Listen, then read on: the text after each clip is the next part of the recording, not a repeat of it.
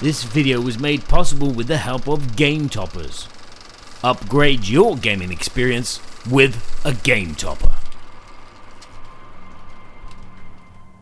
Hello chaps and chapettes, and welcome to a special Kickstarter video where I'm going to be showing you this battlefield of a game, a tower defense game, where players are going to be building walls to try and protect their cities in the walls of Scydonia.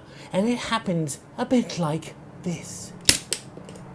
Yay!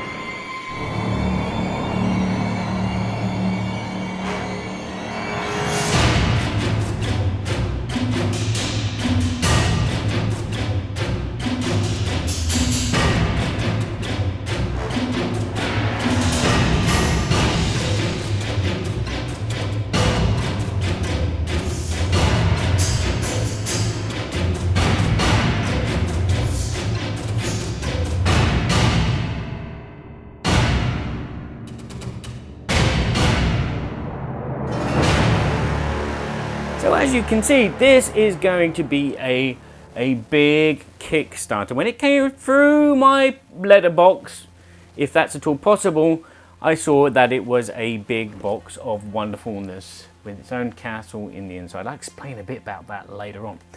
But this box impressed me from the moment that I opened it, as everything was laid out perfectly. This would put well-known publishers to shame of, you know, how should they do their box inserts and how should they contain all their components for their game. This box just blew me away. So the first impression, if this is a Kickstarter that is going to come through your door, you're going to want it to look exactly like this prototype. And this is a prototype. This is not the final version of the game. So what is Walls of Scydonia? Well, basically it's a two-player game where you're going to play for 10 rounds. And in each round, it's broken down into 4 phases, which will include very simple things like a preparation phase, a construction phase, a attack phase, and a cleanup phase.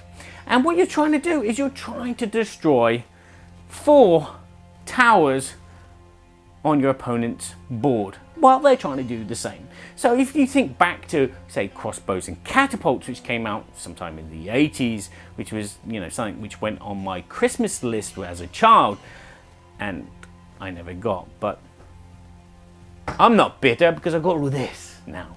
So yeah, so basically you're knocking over 4 of these towers with a catapult. Now there's more to it than that. The basic version, because there's 3 modes of the game, is just basically that. Each of the 4 phases are trimmed down. There's no actions. It's just a case of you build some walls and then you attack the other player. And then you can rebuild those walls and attack the other player. It's simple as that. But as you go into the master mode, which is the highest level, and then there's the journeyman mode, you'll get action points and you'll get coins to spend to do things, and there's also cards as well. So I'm going to give you an overview, and I'm just going to start talking through each of the phases. So the setup of the game will vary depending on which of the 3 game modes you're going to play. It will differ between the apprentice, the journeyman, and the master. But in general, this is what its setup will be. Each player will have their own game hex mat, which they lay out in front of them. Now you could lay it on the floor or you could lay it on the table, it's up to you. And again, the distance, you can kind of gauge for yourself how far is far and not far enough. Then you'll collect all your components. You'll start with your 4 towers. Each tower has an upgrade, so there's 1, 2, and 3. In the apprentice mode, you don't use the upgrades, you just use the towers. These towers will then be placed wherever you wish on their level 1 mode, which is this kind of top-heavy, light-looking, well, it doesn't look that light, it looks heavy, man. But you'll place it on one of the hexes wherever you want. Once you've placed all your towers out, you can then move along to the next stage. Other components that you're going to need are these 40 wall pieces. They're Tetris-like, and You won't use all of them. For the apprentice, you can use all of them, but for the other modes, you won't use all of them. There are also these support pieces. There's 4 different types of support, and there are 4 for each player. Again, that will differ depending on which of the versions you're playing. Each support corresponds to each of the towers, and if you notice, the towers are different colors, and that's the different guilds that there are. So like the reds are the blacksmiths and the greens are the woodsmen, and these are the special supports which tie in to those towers. Also, again, if you're playing with only the master mode, you will use the cards. Now there are some strategy cards which are powers that you can use during the game, cards that you will collect during the game. And then there are also the city cards, where at the beginning of a master game, you will draft one or you will choose one at random, and each city gives the player a special ability during the game which they can use once. Also, each city is aligned to one of the 4 guilds, giving them an additional special power throughout the game. If you lose a game, your city is considered destroyed. This means you don't play with it again until you've played with all the other cities, giving it a kind of legacy edge. Every player will also have 4 of these orange ammo dice. Every attack round, you're always going to be firing 4 of something. Now I say something because it's not always 4 dice. There are these super shot shots. Let's get that round your tongue. Okay, and each super shot corresponds to one of the 4 factions as well. So you have your woodsmen, your glaziers, your stonemasons, and your blacksmiths. These go in a general pool in the middle of the table, as do the cards, but everything else you keep for yourself. Each player will also collect a number of action tokens, again depending on the game mode, and you'll also place the money into the middle of the table as well as a currency, which again is only used for the journeyman and the master mode. There are also some handy dandy reference cards that you can place into the middle of the table as well, which will help with the gameplay itself, depending on the different modes that there are, the apprentice, the journeyman, and the master. Now everyone will take their 4 ammo dice and give them a roll to see who's going to be the first player. Now, being first player is quite important due to the fact that if you're the first player, you are the first player to do an attack in the attack phase. But in each phase, there are actions that can be performed as well, and you will always be the first to perform an action. When you do perform an action, of course, you'll use your action token, which is not ready. You'll flip it over to say that you've used that action, and then you perform that action, and each phase has different actions that you can perform, like you can buy more wall pieces. So when you get to the construction phase, you can add those to your walls and create better defenses. You can use action points to use your strategy cards, which will then give you some kind of special attack or special defense or special power that you can perform in one of the 4 phases as well. And again, you can buy back action points if you've run out of action points by spending 2 coins. And again, when you do an action, it'll be then the other player's turn to do an action. If they choose to do an action, they perform it, and then it comes back to you. And if you wish to do a second action, you keep going back and forth, taking your turns doing actions until both players pass. Now, you can pass and do an action later if the other player is still doing actions. But as I said, when both players are happy and they're going to pass, then you move on with the phase.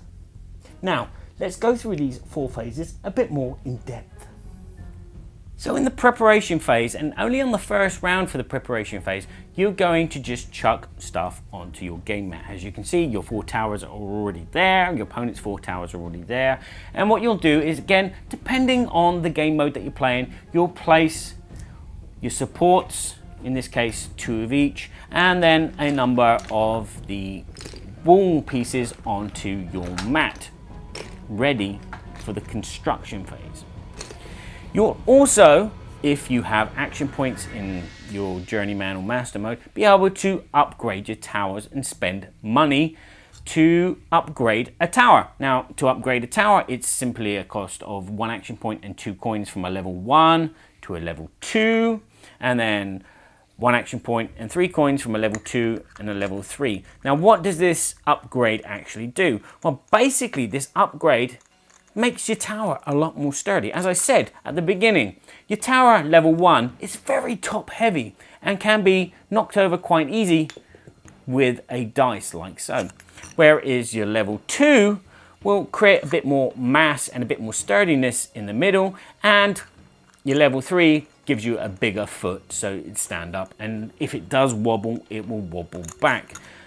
And as you can see, each of the upgrades themselves are beautifully and decorated with their walls, even though they're not seen when you're playing the game. The preparation phase is where you will collect some strategy cards if you're playing the master mode, and you'll collect taxes if you're playing the journeyman or the master mode as well. This is money that you can use, as I said, to spend on actions or to buy upgrades or to actually buy more wool. Yes, for an action point and a coin, you can buy 4 more bits of wool, which you can add to your mat, ready for the construction phase. In the construction phase, you'll basically set up a timer. Now, there should be, in the rules it says there's an app which you use as a timer to time 2 minutes, and then players will have 2 minutes to move all the walls on all the support pieces into however they want. And as you can see, yes, it's Tetris pieces, so you can try and create whatever kind of haphazard wall that you want to stick in front of your towers, but your towers cannot move.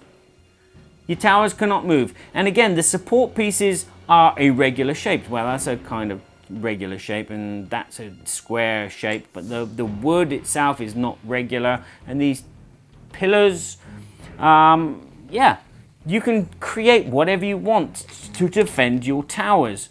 You can just create just a high wall, or you can create a thick solid wall.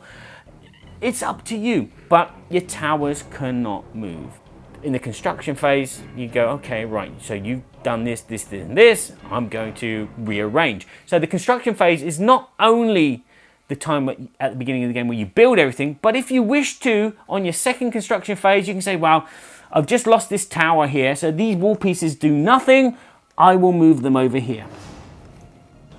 So now we get to the meat of the game, and the fun part of the game, the attack phase. This is where the first player will take the catapult and place it somewhere behind their city, while the second player will take the box lid and place that behind the city. Because basically, the first player is going to be firing projectiles at the second player. And this will, number one, protect the pieces from going off the floor onto the floor and damaging maybe priceless dice towers set up behind you, and also protect the other player from getting hurt from these flying projectiles. Now, again, in the attack phase, players can perform actions as before to maybe use a power which is only used in the attack phase, which will allow them to maybe throw something else, maybe a super shot or a bit of wall, or maybe a support piece, or maybe even a tower. Or it may give them a few extra shots, because you're only going to get 4 shots on the attack phase. And again, as I said, unless you pay for a special action card, or if you pay to have extra attacks. But the thing is, you only start the game with 4 dice. And once they're fired, you've got nothing else that you can fire. The other thing to notice about the dice is one of the faces has a coin on it. So again, if you're playing with the master mode and the journeyman mode, you can get coins back if the result of the dice actually lands face up. Before the attack phase happens, if you're in round 8, 9 or 10, there is an apocalypse. The apocalypse is asteroids. The asteroids are coming. Now this is a mechanism used to speed up the game and to get a victor before the game actually ends, which is a great idea. What will happen is round 8, the first player will take the super shot rock, place it on the back of their hand, hover it somewhere over their mat, and then throw it at their opponent's city without coming off the mat, obviously. In round 8, you do this once. In round 9, you do this twice, and in round 10, you do it 3 times, and hopefully there is a victor. Once that's done, you get to fire the catapult.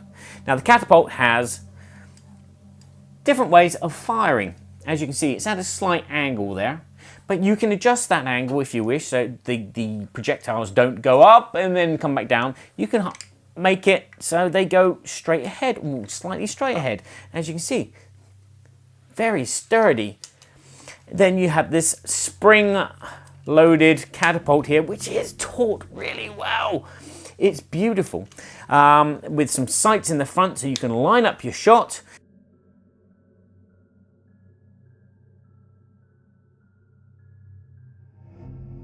And again, you have this power gauge so you can make note of how far back you pulled it. Another good tip is you hold the base down as well, this catapult, because the recoil, when it clicks, it actually moves the catapult a bit, and that could make your shot go slightly askew. So this is a fine piece of mechanism which is going to hopefully come in the final version, and this is a prototype and this is amazing. So you have this catapult and you have 4 shots, but that's not all you have. During the course of the game, as you noticed in the beginning, in the preparation phase, you can upgrade your towers to level 2 and level 3. Once a tower becomes level 3, whatever guild that tower belongs to will allow you to have the super shots. Now the super shots, he says, reaching across the table, are these bigger, heavier and strangely shaped items, which can do a lot of damage. And you can replace one of your dice for a super shot. So if I leveled up my green tower, my lumberjacks, I could fire 3 dice and the super shot. The super shot is great for knocking down big heavy walls, and sometimes it's a bit finicky to load in, but it does a good job. And then you have used 3 of your dice. If you decide to attack again on the same round by spending an action point in a coin or coins, you can roll the last dice that you have, or if you have other super shots, you can roll them as well. So you can extend your attack. Once that player has done all their attacks, it then switches places. So player 2 gets the catapult, player 1 gets the box, and you go again. Anything that comes off the mat, you place back onto the mat. So if a dice goes completely off skew with, you don't change the result, you just place it somewhere, not strategically, back onto that player's mat. So you can see the 4 dice results. Any damage that's been done is moved back on. Again, you place it not strategically in a way that is going to defend yourself, but maybe at the back of the mat, out of the way, because you need to take account of all the damage, and you don't want to lose pieces as well. So that's the amazing attack phase. Let's move on to the cleanup phase to find out what happens to your damaged city if it does get damaged. The cleanup phase is relatively straightforward. Anything which has come off the mat is removed. Simple as that. Any wall pieces that have become detached from other wall pieces are also removed. Obviously, if a tower has been knocked down, that is removed. And this is the glazier's tower, and so in that case, any supports belonging to the glaziers would be removed as well. So you'd lose this, and it's doing a good job, but this again has been knocked, and you'd lose that as well. Finally, you have this tower here, which is not sat flushly on the mat. That is also considered destroyed, and therefore you have to remove it, as well as that 1 brick. And that is the cleanup phase. And as I said, the game is won by the player who knocks over the 4 towers of the other players. Now, the towers can be reintroduced into the game, especially if you're playing like the Master and the Apprentice mode, as you can pay for them with an action and some coins. And so you can keep the game going, so to speak. But it is basically a game of elimination. And you'll feel that if you play the Apprentice mode, because you're not getting wall back, you're not getting supports back, and you're not getting towers back, and you're not upgrading towers. It's just a all out, just knock all the dominoes over of the other player to win the game. And it's fun. I think it's a good idea for kids as well to play that kind of game. But for gamers, you're going to want to play the Master mode. I don't think the Journeyman mode is much different from the Master. It's a slightly dumbed down version of the Master mode. But the Master mode is where the game shines because you have the city power, which they're all really kind of unique and really powerful. You might be able to draft 6 bricks, 6 bits of wall at the beginning of every turn and add them immediately to your city. You may have a power which will utilize an action point from the other player, so they have one less. Or you get to choose who goes first on round to round. There are lots of different powers. The strategy cards are kind of take that-ish. They kind of augment the game a little bit. As I said, you can use a strategy card to change what you're firing, change the position of pieces on the board. There's one that will allow you to move towers around, and one I used the other day, which was to use a destroyed tower in the catapult and fire it at your opponent, and it was really great because it did a lot of damage and helped me win the game. But they are basically kind of like take that cards in a way, because there are a few cards in the deck which are cancel the power of the last card that was just played, so to speak. So they are kind of take that, but at the same time they are kind of currency as well, because you can trade 2 cards for a new card, or you can trade them for a coin, so you can get some money back and then use the money to do other things like buy back walls and stuff. So there is this kind of economy in the game with the cards, the coins, the action points, which is really good. It adds another level to the gameplay, which is basically knocking over sandcastles. But it is fun. It's gloriously produced, as you've seen. The components are stellar for this prototype, and it's all 3D printed, and the weights and the balances of everything and the shapes, really good. The paint detail is amazing. This game is just so beautiful. It's been around for a couple of years. The designer Matt has made quite a few copies of this, and they do tournaments in Germany with this game. So the rules have had time to generate and become more interesting and better as time goes by. The rulebook, as I said, is very well written, even for a prototype game. One of the little niggles with the game, going back to the cards, is the icons are depicted a tiny bit too small for us older people. Larger icons would stand out a bit more, especially in the corners of the card. But in general, the icons, they are very, very simple to pick up. The first couple of rounds you'll be referring to the rule book, but after a while it's logical. You'll be going 2 and 2 plus 4 with these, because the icons are relative to what they do and when they happen. As I've said, the rulebook is easy to understand. The rules are very easy. You'll pick this up within the first couple of rounds, due to the fact that if you're playing the master mode, you're going to need to know which actions you can perform on which phases. But luckily, as I said, it's written on the cards, but you have to remember to look in the corner and go, okay, I can't use this now, but I can use it then. If you're looking for a fun, solid game, this is it. Although I have few concerns about replayability, because it is basically building walls and knocking them down and then seeing if you're the last man standing.